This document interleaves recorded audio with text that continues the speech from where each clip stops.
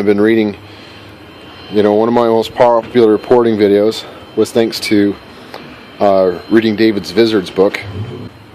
But he was talking about runner length, and I found it interesting that I have intake runners that are about 11 inches to feed one cylinder, which is very similar to what they did on another engine. But if you look down in here, you also have to factor in the inner intake manifold, which uses the inner intake manifold also adds a few more inches. 1, 2, 3, 4. Welcome to the D.E. Nichols channel.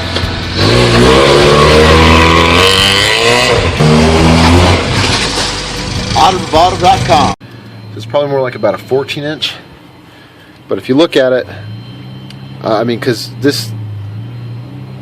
it's hard for me to think of it because all of his work is in cc engines instead of liters, and I need to actually look it up the differences. But as I look at his engine builds on how to get more power, he actually has this math computations to figure out how long these should be.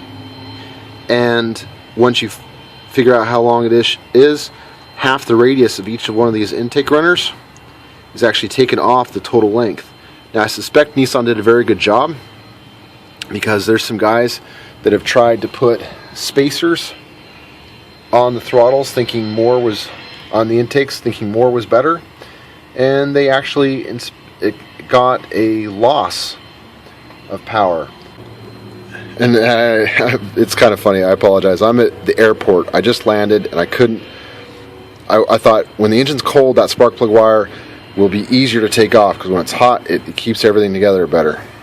Now, the next generation, the second generation Frontier, 2005 and up to present, I believe, they are able to gain power by adding a throttle spacer because it wasn't optimum for power. So, that said, I either need less intake volume, that's right, less would either be better, I gotta look at the math, but more definitely is worse, okay? However, once I get this intake off to do the knock sensor, I'll also be able to take a look at these intake runners, get them to a 60 grit finish, no better than a 60 grit finish.